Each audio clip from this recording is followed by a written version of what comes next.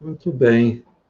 Então, enquanto a gente se organiza aqui para mudar de assunto, só fiquei pensando no o que será que o Durkheim diria de uma sociedade como a brasileira que privilegia a reabertura dos bares e restaurantes e não das escolas, né, em tempo de pandemia, né?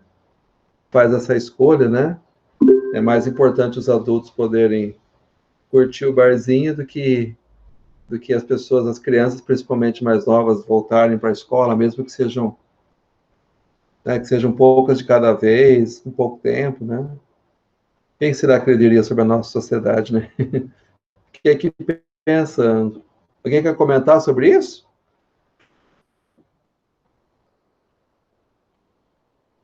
O que será que a nossa sociedade está privilegiando, né?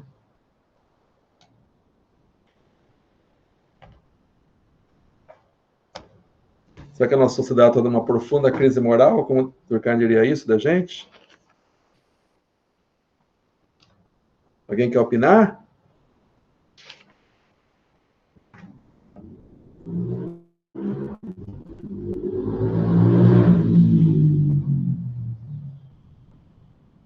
Pode falar não, gente. Bom, então vamos agora para o nosso segundo texto. Deixa eu, inclusive, transmitir ele para vocês, um momentinho só. Que é um texto que eu escrevi também para o livro Sociedade e Educação. Deixa eu transmitir ele para vocês.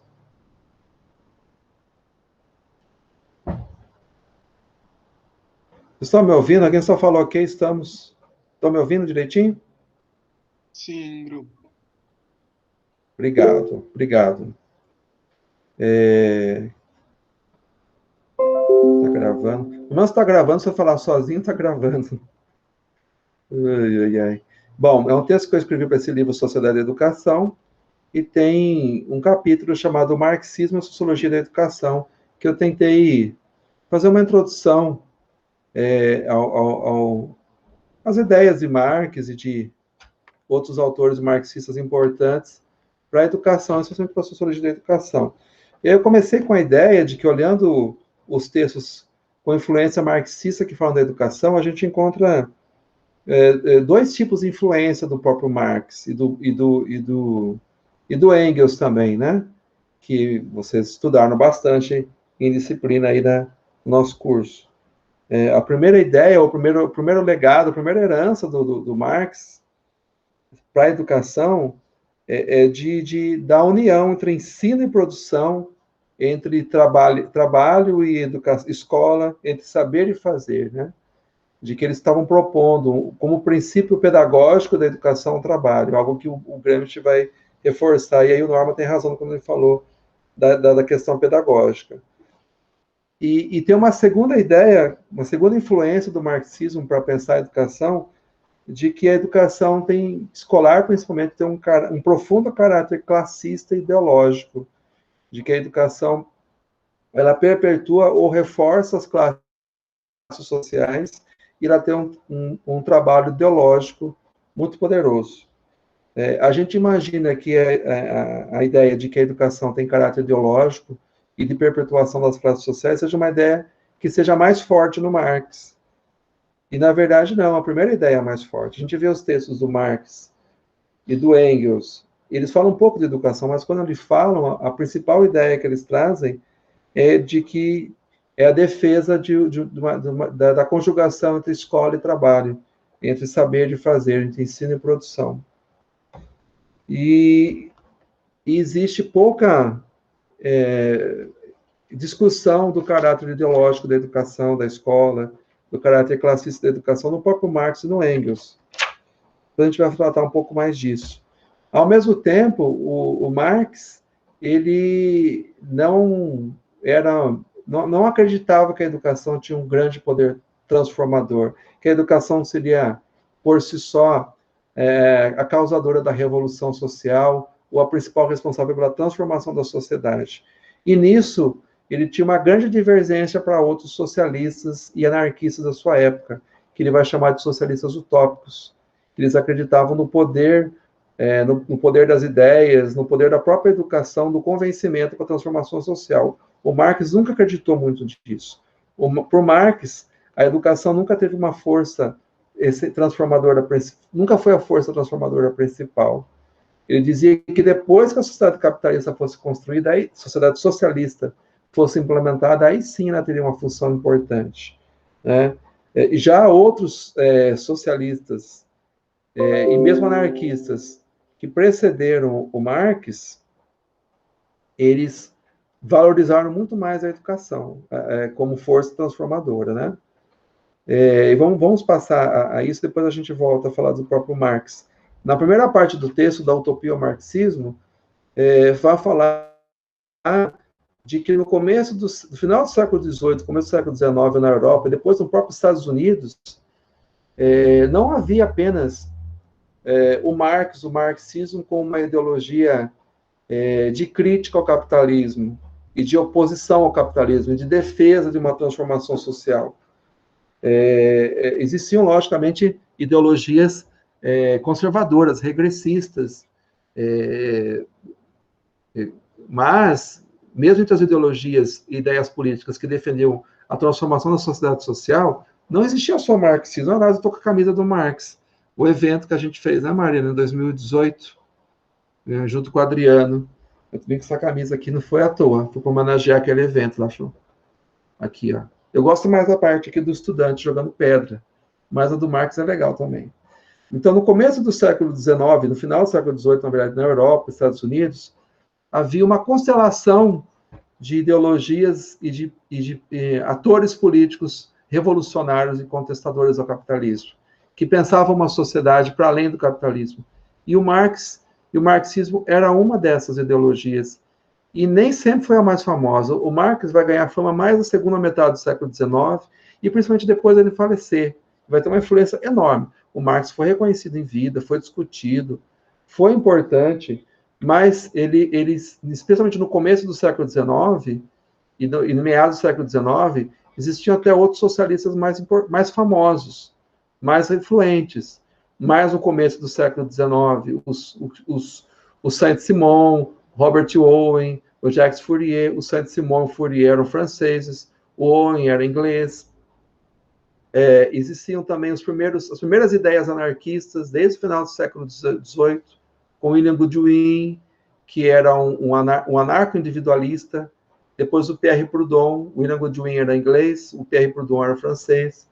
O Pierre Proudhon, ele defendia o associativismo, então ele foi um precursor do anarco-comunismo. E o próprio Marx teve uma briga homérica gigantesca com Mikhail Bakunin, que foi o que desenvolveu mais o anarco-comunismo, e foi um grande rival do Marx na própria Internacional Comunista que o Marx ajudou a fundar, que inclusive ganhou as eleições para a Internacional Comunista a certa altura, e o Marx, em resposta, ele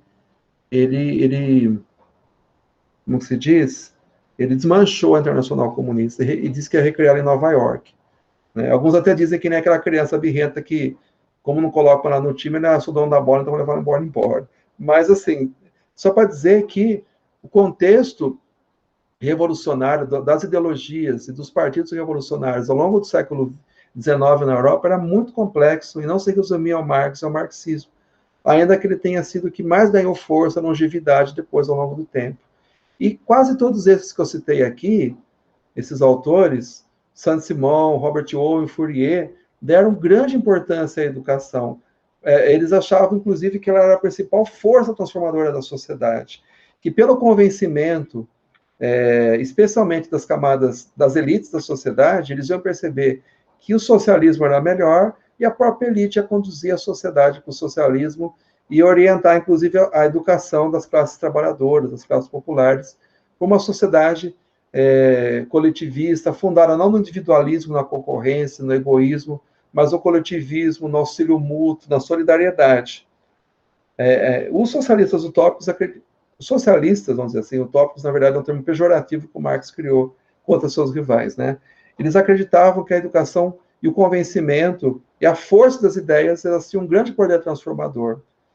De certa forma, eles tiveram uma certa ingenuidade. O próprio Robert Owen, que era um industrial inglês, percebeu isso logo e fez críticas bastante ácidas, né, ao seu tempo. Mas a favor desses utópicos, é preciso dizer que eles, vamos dizer assim, também puseram a mão na massa. E o Robert Owen, os seguidores do Saint-Simon, o Fourier, os seguidores do Fourier, tentaram criar comunidades, vamos chamar assim, comunidades alternativas, que seguiam os valores dos seus mestres, e que tiveram grande sucesso, especialmente nos Estados Unidos. Os Estados Unidos, ao longo do século XIX e começo do século XX, teve muitas comunidades de tipo socialista, associativista, cooperativista, muitas experiências, influenciadas pelo Fourier, pelo Eugène Cabet, um outro socialista francês, muito influente, e por seus próprios socialistas utópicos. Inclusive, teve os seguidores do Fourier que criaram uma experiência socialista utópica na Bahia, e criaram a sociedade do Fourier era chamada de falanstério. Eles criaram um falanstério na Bahia, em Saí, que hoje, inclusive, acho que tem um hotel lá, um resort de luxo lá em Saí, mas teve uma experiência que durou pouco tempo. A maior parte dessa experiência durava um pouco tempo. O Robert Owen, ele construiu uma cooperativa industrial. Ele era industrial e, com seus operários, ele tentou montar uma cooperativa com os próprios funcionários, os próprios operários tinham controle da fábrica, tentou criar uma sociedade alternativa muito interessante. Já o Bakunin, que foi um concorrente e o próprio Proudhon, o Proudhon, o Bakunin e o Marx começaram a desenvolver com força uma ideia de que a educação escolar na sociedade industrial, ela tinha que ser atrelada ao trabalho, e tinha que ser atrelada ao industrialismo, aos valores dessa nova sociedade. Elas tinham que ser... o trabalho industrial tinha que fundamentar, ser a base da educação escolar. E essa educação tinha que ser levada a todas as pessoas, todas as crianças, de todas as classes. O Proudhon, o Bakunin e o próprio Marx, eles vão compartilhar essa ideia. O que vai acontecer com o Bakunin e também com o Marx é que eles vão achar que a educação não era a força motriz da revolução, da transformação social. A força motriz da transformação social seria a ação política da classe trabalhadora, da classe proletária, da classe operária. Né? Essa transformação social seria uma revolução política, inclusive violenta. Isso é muito forte no Bakunin, né? Só assim seria possível, por meio da tomada do Estado, do controle do Estado, seria possível a transformação da sociedade. Então, a primeira parte do texto apresenta mais essas ideias, e antes de passar nas ideias propriamente do Marx, do Engels, principalmente do Marx, eu queria ver vocês. Se vocês têm perguntas, têm dúvidas, alguma curiosidade, alguma questão sobre essa primeira parte da minha apresentação.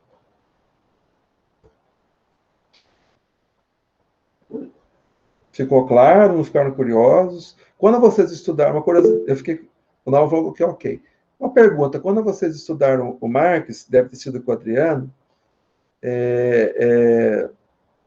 não, deixa eu fazer a pergunta de um outro jeito. Mas, assim, normalmente, quando a gente fala, seja no ensino médio, seja em qualquer lugar, quando a gente fala do século XIX, das revoluções, do socialismo, a gente não estuda muito outros socialistas, né? A gente foca muito Marx e o marxismo, né? Que é muito importante, né? Mas existiram muitas outras práticas socialistas de grande relevância e que, em certo momento, tinham bem mais influência que o próprio marxismo, né? Mas alguém tem alguma pergunta, algum comentário? Tudo bem? Bom, quem se manifestou disse que eu fui claro, então tá bom. E eu me seguro aqui para não falar muito dos anarquistas, senão daí a gente... Mas tudo bem, então vamos para a segunda parte do texto, que é sobre Marx e Engels. Oi, pode falar, Norma. Oi? Não, que você comentou dos anarquistas, que você falou, você se segura para a gente não falar muito, senão a gente vai longe. Vai longe, porque eu tenho bastante simpatia por várias ideias anarquistas, né? E eles foram bastante importantes nesse momento, né? Muito do movimento operário, não só na Europa, como no próprio Brasil, teve grande influência dos anarquistas, e inclusive trabalho de formação de sindicatos, de cooperativas, de comunidades alternativas, e é uma história muito meio esquecida, sabe? A gente, quando faz a história das revoltas, a gente tem que fazer a história dos vencedores e dos vencidos também, né? E não só contar a história dos vencedores ou das revoltas bem-sucedidas. Muitas vezes, os desejos e os projetos sociais são muito mais bem desenvolvidos naquelas revoltas e projetos que foram derrotados, naquelas que eles foram vencedores, né? E muitos daqueles que são vencedores, eles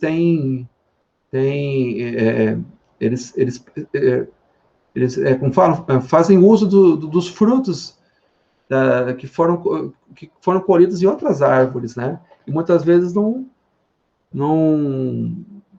reconhecem essa legado, essa importância, né, das outras lutas, né? Então, é por conta disso. E eu gosto dos anarquistas, essa desconfiança com toda forma de autoridade, né? Com toda lei, norma, regra, autoridade que quer se impor por si só, né? Então, eu tenho grande simpatia por isso e essa crença, às vezes crença dos anarquistas de que o ser humano por si só é capaz de compreender o que é melhor para o grupo, né, para si mesmo, né, sem precisar de alguém de fora determinando ele, né, e que inclusive esse trabalho do sujeito de autogerir, de se autorregular, vai ser muito mais bem sucedido do que uma normatização externa, né. E essa ideia é uma ideia fascinante, que me traz muita curiosidade. Estudei bastante o anarquismo, bastante simpatia, ainda que... Por isso que eu gosto mais da moça jogando pedra que do barbudo, né? Que o movimento 68, que está aqui na minha camisa, ele foi bastante anarquista, ainda que não tenha ideias anarquistas, né? Foi muito mais a prática anarquista que as ideias, não só a contestação a toda autoridade, toda autoridade, norma, regra, que se baseava na pura imposição ou na tradição, né, e não realmente numa necessidade da sociedade das pessoas, né? Então é por isso que eu gosto, tenho simpatia. Quem sabe a gente tem um tempo durante a nossa disciplina para falar um pouco mais. Os movimentos que a gente tem estudado, a Mariana também, o Douglas também, as ocupações estudantis, tiveram muita influência de um campo de ideias que faz dialogar o anarquismo com o marxismo, que a gente chama dos autonomistas, o socialismo autonomista, que são pessoas que deixaram um pouquinho essa briga, né? Que tem os anarquistas bem radicais e tem os marxistas de partido que não se bicam. E aí, no meio termo, tem os jovens, estudantes, o pessoal um pouco alternativo que dialoga ideias do socialismo com o anarquismo e construíram as práticas autonomistas. E as ocupações tiveram muito disso. Então, se a gente puder... Vai ter um dia que o Douglas, acho que a Mariana também vão apresentar a pesquisa dele, a gente vai poder falar melhor sobre isso. Tá bom, Norma? Você viu como eu me empolguei? Eu vi. Não, mas interessante. Bacana. Então vamos lá, vamos falar do Marx e Engels, a integração entre educação e trabalho produtivo. Mesmo eu, pessoalmente, não tendo totais simpatias pelas ideias de Marx na educação, é necessário a gente conhecer, porque elas tiveram enorme influência também no campo educacional, na crítica, aquela primeira versão lá do Durkheim, da escola proposta, a escola mais tradicional, a escola moderna, né?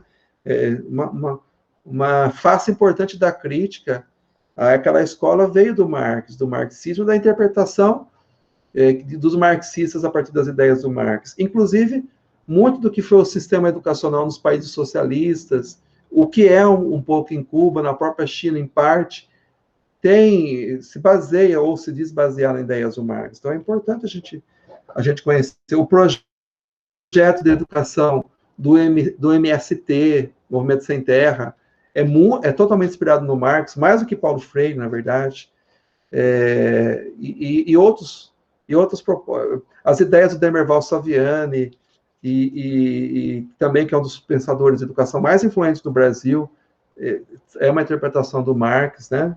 Entre outros. Então é importante conhecer. E é importante não na raiz, né? Um pouquinho, né? A gente conhecer um pouquinho o que o Marx disse, né? Então, vamos lá. O Marx que vocês conhecem muito bem, não, como eu disse, não fez a educação o tema principal de sua obra. O que tem no começo da obra do Marx é uma crítica à filosofia do Hegel. A obra Marx inicial é mais filosófica, e depois da crítica à filosofia do Hegel, ele faz uma crítica à própria ideologia burguesa, e aos poucos ele vai passando a discussão da economia. As obras do Marx vão fazer uma espécie de anatomia social e econômica das sociedades burguesas. E o Marx também, mais madura, vai ter algumas obras históricas interessantíssimas sobre a Guerra Civil em França, sobre o governo de Luiz Filipe, sobre as revoluções de 1848. São livros menores e muito interessantes, que é o Marx Historiador, que é muito pouco lido, e é muito interessante esse Marx também, além do Marx o Capital. E o Marx tem várias notas, ideias, comentários, cartas, que ele comenta sobre a educação. Não é muita coisa, mas tem algumas coisas. E o Engels também. E a Maralice Nogueira, ela tem um trabalho bem interessante chamado Educação, Saber, Produção em Marx e Engels, que ela compilou a maior parte dessas notas, dessas ideias do Marx e do Engels sobre educação, e fez um comentário nesse livro, que foi a base principal desse capítulo, dessa parte do capítulo.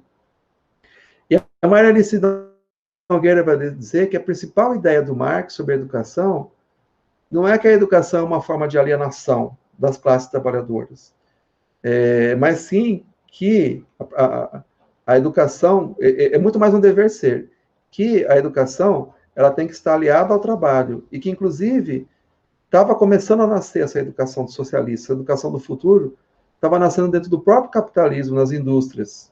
Não é? Um comentário inicial. Muitas das críticas que são feitas à educação escolar, que se baseiam no Marx, elas vão lá nas primeiras obras do Marx, que o Marx faz a crítica à ideologia burguesa, e a crítica à alienação ideológica. O que o Marx diz sobre a ideologia? E ele vai dizer que muitos dos filósofos burgueses eram ideólogos, né? Eles vão, primeiro, inverter a realidade. A ideologia faz uma inversão da realidade. Basicamente dizer que o mundo é construído pelas ideias, e que a força das ideias é que constrói a materialidade da realidade. Sendo que a verdade é ao contrário. São as relações materiais, especialmente as relações econômicas, ou a forma como as classes sociais exploram uma a outra, que determinam as ideias. Então, a ideologia faz primeiro inverter a realidade e transformar as ideias, que na verdade são um produto das forças materiais da sociedade, em produtor das ideias, da materialidade da sociedade. Né? A ideologia coloca um peso às ideias, um peso aos valores, que é irreal, que é invertido. Outra coisa que a ideologia faz é mistificar a realidade. Por exemplo, mostrar que as pessoas, elas são pobres, elas passam fome, são miseráveis, porque elas foram pouco esforçadas, e não porque a estrutura social é injusta, desonesta, ou porque o sistema social é todo ele moldado para explorar os trabalhadores, né, para gerar mais-valia. A ideologia serve para mistificar e fazer com que as pessoas não percebam a verdadeira natureza da sua miséria, da sua opressão. O Marx diz isso nas suas primeiras obras. E o que os críticos da educação burguesa falam? Né? Usam essa ideia do Marx sobre a ideologia e aplicam ela na escola. No tempo do Marx, não era possível fazer isso, porque poucas pessoas iam às escolas. Não havia um sistema escolar generalizado, público, disseminado, nem na Europa. Poucas pessoas, basicamente algumas pessoas da elite e das classes médias iam para a escola por pouco tempo. As classes trabalhadoras não iam para a escola ter mistificação ideológica. Elas vão acontecer isso só no século XX, ou no final do século XIX em alguns lugares. Então não era possível Marx fazer essa crítica. No entanto, muito da crítica marxista à escola contemporânea se baseia nas ideias do Marx sobre a ideologia. O Marx está criticando as ideias políticas, os filósofos burgueses, não a escola. Mas se aplica muito bem à escola capitalista, de certa forma. Mas não dava ao Marx fazer isso, ele não podia criticar uma coisa que não existia no tempo dele, né? O que ainda era muito incipiente. Uma outra coisa importante, que eu acho que marca muito o marxismo, a gente esquece, as ideias do Marx, o Marx tem uma perspectiva ético-política. A análise científica do Marx é uma análise científica, mas ela sempre tem um norte ético-político, ela sempre tem um ideal de humanidade, um ideal de sociedade, que é o norte, que é o que guia a pesquisa, que é uma sociedade em que o ser humano se desenvolve integralmente e que não existe opressão de pessoas contra as outras pessoas. A ciência só faz sentido se ela ajuda, para o Marx, se ela ajuda a acabar com as opressões, se ela vai ajudar o ser humano a se desenvolver integralmente. Só assim tem sentido a ciência. Então, a gente nunca pode esquecer isso do marxismo. E essa ideia é uma ideia muito potente, que me é muito cara, eu acho que ela é muito importante, né? Qual é o sentido da ciência? Para que fazer ciência? Para que pesquisar, né? O que a gente vai fazer com isso? Como ela pode fazer que o nosso mundo seja melhor, né? E no caso do Marx, como ela pode ajudar a gente a conhecer a forma como a gente vai transformar a sociedade capitalista para algo mais justo, mais humano, né? Mas o Marx, apesar de ter esse norte ético-político, a obra dele é científica no sentido que ela sempre parte da realidade, do que existe concretamente, do que as pessoas vivem realmente. Ele parte de dados concretos, de dados reais, de estatísticas, de relações sociais realmente existentes, de tendências sociais, movimentos históricos, fatos históricos, revoluções que estão acontecendo, greves, revoltas, repressão.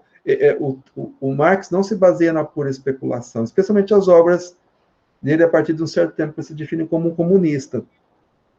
Portanto, as ideias sobre a educação do Marx, assim como as ideias dele sobre o próprio capitalismo, se baseiam na análise da realidade. E o Marx, difícil a gente encontrar um texto do Marx que ele diz como que vai ser a sociedade socialista. Tem pouquíssimos textos que ele fala isso, e às vezes é um escorregão dele, porque a preocupação do Marx não era dizer como que ia ser a sociedade socialista. A grande preocupação do Marx era entender como era a sociedade do capital. Aliás, ele nem fala sociedade capitalista, ele fala sociedade burguesa, ele fala da sociedade capital. Mas não tem problema. A grande preocupação dele era entender como era a sociedade burguesa, a sociedade do capital, especialmente a mais avançada no tempo dele, que era a inglesa, e como essa sociedade já exibia os elementos da futura sociedade socialista. A sociedade capitalista, dentro dela germinava a sociedade do futuro. Então, ele tentava entender como que era a anatomia da sociedade capitalista, como ela funcionava a sua fisiologia, como era o seu processo de desenvolvimento e o que apontava o que apontava para o seu fim e para o que viria depois. Então, né, a perspectiva do Marx era sempre entender a realidade e os elementos da realidade que pertenciam ao passado e aqueles que anunciavam o futuro. Né? Por exemplo, a gente tem uma passagem forte do Manifesto do Partido Comunista, que a sociedade burguesa, ela desenvolveu seus próprios coveiros. Lembra disso, gente? Ela criou os próprios coveiros da sociedade capitalista, aqueles que vão destruir ela e ajudar a criar uma nova sociedade. De quem que o Marx está falando? Quem são os coveiros da sociedade capitalista que a própria burguesia criou? Quem é, gente? Vocês lembram? Vocês não souberem esse, eu vou ligar agora para o Adriano e brigar com ele. Os trabalhadores. Isso, trabalhadores. Obrigado, Verônica. Especialmente os trabalhadores da indústria, né? Ou os trabalhadores, aqueles que vivem do trabalho, aqueles que têm que alugar força de trabalho. Muito bem, Verônica. Que ele chama dos proletários, né? Que são aqueles que não simplesmente trabalham para si mesmos, mas têm que alugar sua força de trabalho para um terceiro, para o burguês. Muito bem. Trabalhador sempre existiu, mas proletário, aquele que a única coisa que ele possui é só sua força de trabalho, ele tem que alugar lá para sobreviver, é uma criação da sociedade burguesa. Muito bem, Verônica. E esses caras e essa classe vão ser que vão destruir o capitalismo, criar nova sociedade. Então, Marx é essa análise dele. Agora, como os trabalhadores, como vai ser a sociedade que os trabalhadores vão criar? Ele tem pouquíssimas passagens sobre isso. Isso daí é exercício de futurologia. O Marx não faz isso. Ele faz análise de realidade, entendendo que o presente ele é uma relação dialética e contraditória entre o passado e o futuro, que já se anuncia no presente. Muito bem. E a mesma coisa sobre a educação. As ideias que ele tem de educação se baseiam no movimento histórico e social que ele estava observando, que se baseava basicamente em duas coisas. Primeiro, a expansão, a proliferação do trabalho infantil nas indústrias na Europa. As crianças proletárias trabalhavam desde muito cedo nas indústrias, trabalhavam muito. A segunda coisa, as primeiras leis de proteção ao trabalho infantil, e que não proibiam o trabalho infantil, só reduziam o tempo, acho que para 8 horas, 10 horas depois de 8 horas por dia, e obrigavam as fábricas que tinham crianças trabalhando, que tivessem classes de ensino, que tivessem escolas, vamos chamar assim, ou pelo menos uma classe de ensino. E uma terceira coisa que o Marx percebeu, o nascimento de um novo tipo de universidade, ou de faculdade, ou de escola, que eram as escolas politécnicas de agronomia, que se ensinavam vários saberes técnicos, especialmente as escolas politécnicas, engenharias e as de agronomia. Então, para o Marx, essas três novidades, esses três elementos novos que a sociedade burguesa criou, elas apontavam para o que poderia ser a sociedade do socialismo, da sociedade socialista, que era a educação, o trabalho infantil atrelado à educação, escolas que, junto no lugar de trabalho, isso possibilitava que as crianças trabalhassem e conhecessem os fundamentos do seu trabalho, os fundamentos técnicos, os fundamentos organizacionais. A segunda, e o Marx não achava que o trabalho infantil era uma coisa que ia desaparecer, ele achava que era um elemento permanente do capitalismo e do socialismo, e que tinha, aparentemente, um aspecto perverso, que era da degradação física e moral das crianças. Ele diz isso nos textos do Engels, mas com essas leis de proteção e essas escolas desenvolvidas, se transformaria no lugar de desenvolvimento humano, porque as crianças, elas aliariam no mesmo lugar o saber e o fazer, o trabalho intelectual e o trabalho braçal, né? A tecnologia, a ciência e junto com a reflexão. Então, o Marx não diz nos seus textos que a educação deveria ser um lugar de formação política, que o professor tinha que ir lá fazer proselitismo, ensinar o socialismo. Não é isso. Isso é lugar, por Marx, é lugar, quem faz isso é o sindicato, o movimento operário, a luta revolucionária. A escola vai ensinar o quê? O saber técnico acumulado pela humanidade. E vai permitir que a classe trabalhadora consiga adquirir a cultura técnica que o capitalismo desenvolveu. Que não seja uma coisa do capataz, do engenheiro, do patrão, que usa aquele saber para oprimir os trabalhadores. Mas não. Vai ser uma coisa que os trabalhadores vão adquirir, vai dar poder a eles como classe. Que poderia permitir que, numa sociedade socialista, os trabalhadores não só trabalhassem, tivessem o trabalho braçal, mas fossem capazes de organizar o seu próprio trabalho, a sua produção, fazer a gestão. Isso no futuro socialista. Tudo bem, gente? Essa parte? E um outro aspecto que essa aliança da escola, da educação com o trabalho, do saber e do fazer, permitiria a construção na sociedade socialista do que ele chama vou usar os termos do Manacorda, de homem integral, ou um termo melhor, a unilateralidade humana. Unilateralidade tem a ver com integralidade e se opõe à unilateralidade. Para o Marx, o problema do capitalismo não era só a exploração da classe burguesa sobre a classe trabalhadora, mas era também a divisão do trabalho. O Marx era um grande crítico da divisão do trabalho. Ele acreditava que ela deveria ser suprimida no sentido de que as pessoas não deveriam ser capazes de fazer uma única coisa, mas elas pudessem ser capazes de fazer tudo, e tudo aquilo que elas quisessem, e tudo aquilo que a sociedade precisasse. Então, o Marx estava contra a fragmentação do trabalho em especialidades autônomas, a unilateralidade, a extrema fragmentação da divisão do trabalho. O Marx propunha a unilateralidade, ou a integralidade, né? Que todas as pessoas tivessem a capacidade e a possibilidade de acessar todos os conhecimentos e habilidades e possibilidades desenvolvidas pela humanidade, que isso não fosse distribuído desigualmente pelas classes. Veja o quanto que ele está se afastando do que o Durkheim disse na primeira parte da nossa aula, né?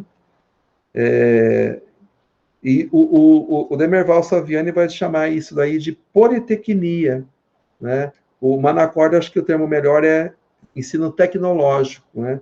Porque a politecnia significava uma escola que você aprendia vários saberes técnicos, por exemplo, várias engenharias. A tecnologia seria uma escola em que você pudesse aprender todo o saber humano.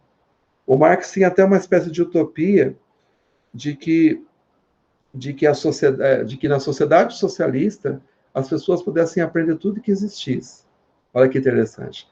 Ou, certamente, aprender tudo que elas quisessem. E pudessem, ao longo do dia, da vida, da semana, ser filósofo, ser trabalhador braçal, porque aquilo era exigido, e ajudar a gerir a fábrica, tomar as decisões para o controle de fábrica. Né? Para vocês, parece uma utopia, né? Eu me veio a ideia agora na cabeça, eu devia ter trazido o nome do autor, eu esqueci, mas eu vou lembrar. Se vocês me derem um segundinho, eu vou trazer o nome do autor. É um pesquisador de psicologia social, recentemente, há uns anos, 10 anos atrás, ele fez uma dissertação de mestrado e uma tese de doutorado sobre os garis, os trabalhadores de limpeza da Universidade de São Paulo. Ele foi trabalhar com eles durante por vários anos ele trabalhou como um gari, né? Para ver como que era o trabalho de limpar a universidade, mas limpar assim, era cortar um mato, recolher o lixo da Universidade de São Paulo, na cidade universitária. Deixa eu achar aqui o nome do autor.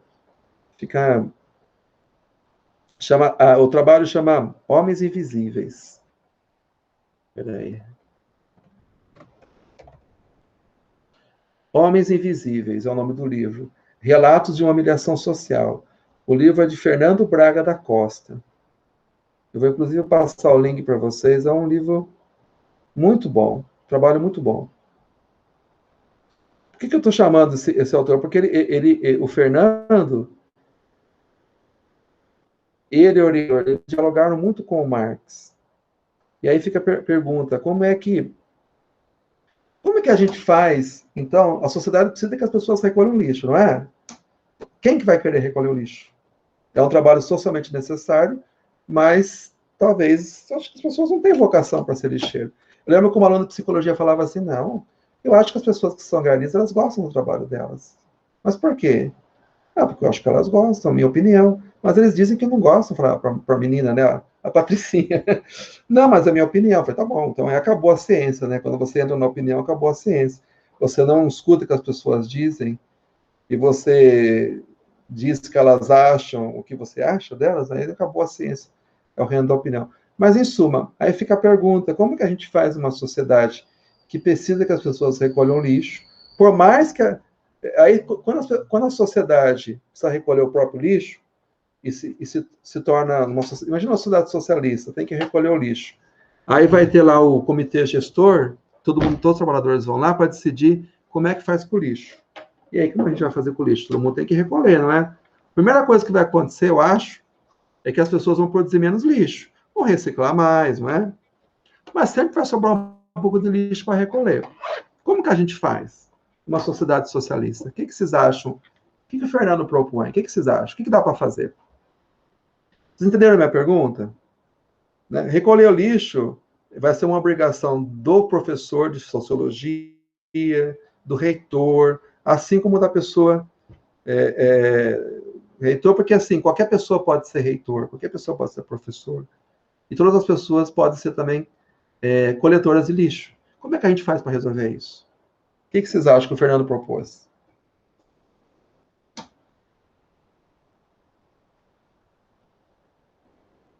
O que vocês fariam? Eu acho que eu fiquei um pouco confuso com a pergunta ainda, grupo. Vamos lá. Obrigado, Norma. Então, vamos imaginar que a gente tem uma sociedade socialista, que o Marx está propondo, que não tem mais classes sociais, que não tem mais divisão social do trabalho, mas que as pessoas precisam cumprir diferentes tarefas, de acordo com a necessidade da sociedade. E, ao mesmo tempo, elas também elas podem aprender aquilo que elas desejam. E aí você precisa que as pessoas não só produzam automóveis, olha, talvez nem precisa produzir automóvel, hein? Mas além de produzir parafuso, produzir roupa, alimentação, precisa recolher o lixo. É um trabalho socialmente necessário. E aí você não tem mais a categoria dos trabalhadores, sabe, sub-marginalizados, sub-proletariados, que você pega os catadores de lixo ali, os coletores, né? Os garis ali. Isso é uma tarefa que qualquer pessoa pode assumir. Como é que você faz para distribuir esse trabalho? Uma sociedade livre, autônoma, mas que precisa recolher o lixo. Quem vai recolher? Deu para entender a pergunta? Uma sociedade social, quem vai recolher o lixo? Agora me deu para entender a pergunta, mas eu acho que agora a resposta ficou ainda mais longe. Então, todo mundo, né, gente? Só que você faz o seguinte, numa época da vida, todo mundo vai ser gari por um tempo, 1, 2 anos, não é? Em vez de ter o serviço militar obrigatório, por exemplo, pode ter o serviço de gari obrigatório. Aí você resolve o problema, por exemplo. Porque aí todo o trabalho se torna, os trabalhos socialmente necessários se tornam uma obrigação da sociedade, né? Dar conta disso, de todas as pessoas. Então, as pessoas têm que se dispor a fazer os trabalhos, né? Que a sociedade necessita. Não é atributo de uma classe social que a gente, do alto da nossa... Né, porque a gente pertence a uma classe social da elite, a gente acha que os que recolhem lixo gostam daquilo, que aquilo é prazeroso, né? Então vai lá recolher, não é? É isso, todo mundo vai recolher um dia. É um pouco essa a resposta do Fernando. Mas enfim, gente, a ideia era mostrar um pouco as ideias básicas do Marx sobre a aliança de ensino e trabalho, que não era exatamente uma proposição, porque era algo que já vinha sendo praticado pela própria burguesia. O que a burguesia percebia? Ela percebia que ela estava matando as galinhas de ovos de ouro. Ela estava explorando tanto os trabalhadores e as crianças que elas eram mais baratas, o trabalho delas era mais barato, elas eram mais dóceis, e só que as crianças estavam sendo destruídas fisicamente e degradadas moralmente. Aí os próprios burgueses começaram a criar leis e forçar o parlamento a criar leis de proteção ao trabalho infantil e de criar as classes de ensino, que era mais ou menos seguido, mas assim, Marx percebeu que dentro do próprio capitalismo estava nascendo uma instituição que seria importante para a sociedade socialista. Um tipo de pedagogia, como Norma falou, que aliava o saber e o fazer, o ensino intelectual com o trabalho, a reflexão científica, filosófica, com a tecnologia, com a aplicação no trabalho, com a aplicação na produção. Então, essa aliança entre escola e produção, por Marx, era algo potencialmente revolucionário, ou melhor, algo que a sociedade socialista iria adotar e generalizar, e tornar como seu princípio educacional. Essa é um pouco a ideia principal. Inclusive, tem um texto do Marx, que é um dos poucos que o Marx traz ideias sobre a sociedade socialista, chama Crítica ao Programa de Gotha. O programa de Gotha foi um programa que um partido socialista alemão desenvolveu, tentando unificar todos os socialistas, inclusive os marxistas. E o Marx faz um texto detonando com esse programa, né? Foi feito na cidade de Gotha, por isso que era crítica ao programa de Gotha. Como se fosse um projeto, né? Um projeto de governo, um projeto político. E tem uma das propostas desse programa de Gotha era suprimir o trabalho infantil. E o Marx fala com todas as letras que isso era uma bobagem, uma burrice, porque a união do trabalho infantil com a escolarização era um dos elementos mais potentes, mais revolucionários que poderia haver para a sociedade do futuro, né? Então, Marx é explícito nisso. Então, Marx, ele achava que o trabalho infantil regulado, regulamentado, organizado, e não voltado à produção por si só, mas à formação da criança, ela era o princípio educativo, né? Era algo que vinha para ficar, era algo que o capitalismo, inclusive, deixou como legado para o socialismo. Veja que o Marx não acertou nessa, né? Poucas gerações depois, já começaram a surgir leis de proibição do trabalho infantil, né? Ainda que exista ainda hoje, mas ele não é legal, ele não é mais legalmente e nem socialmente defendido, né? Gente, é isso, está aberta a palavra, por favor, perguntem, tirem as dúvidas, mesmo porque vocês não têm atividade para fazer depois, né? Então, se vocês tiverem dúvida, eu tinha preparado uma aula imaginando que vocês teriam feito a atividade, pelo menos lido o texto, pelo menos acho que parece que vocês leram, alguns leram, mas assim, com a exposição ficou alguma dúvida. Vocês, inclusive, podemos debater a qualidade das ideias, né? Lembrar que o Marx escreveu no século XIX, ele faleceu na década de 1880, né? Então, a gente não pode achar que o Marx está falando do Brasil do século XXI, né? É outro tempo. A gente tem que, ao fazer a transposição de ideias de um tempo ao outro, a gente tem que fazer contextualização, relativização, né? E uma coisa que o Marx ensina muito bem, que nem sempre os marxistas se lembram, é a contextualização das ideias, né? Que as ideias, as teorias, elas são válidas, depende do contexto, né? E que muitas vezes as pessoas fazem com as ideias do Marx, é transformá-las em dogmas que são aplicadas a qualquer situação. No Marx, nem o Marx nunca fez isso. Aliás, o princípio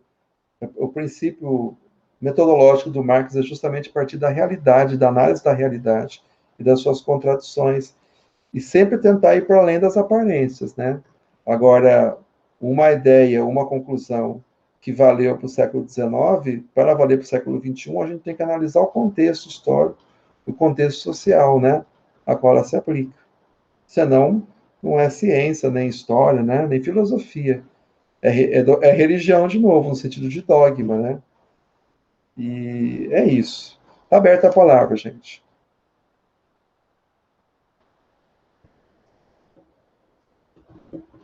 Tem uma dúvida? Concordaram com o Marx? Vamos botar as crianças na escola com trabalho? O que vocês acham? As crianças, algumas dizem assim, eu trabalhei, né? A gente ouve isso, eu trabalhei desde os 6, 7 anos de idade. Isso nunca fez mal para mim, a gente não ouve pessoas mais velhas falarem isso, né? O que vocês acham dessa ideia? Vamos lá, Cláudio. Então, grupo, eu fiz uma eletiva com o Adriano, né, no semestre passado, e era justamente isso, né? Falava bastante do mundo do trabalho, né? E o que dizia era concordando isso que você falou aí, né? Que eu agora compreendi um pouco mais, né, do que o Marx queria, e porque a sua teoria era bem atual, né, para o mundo do trabalho.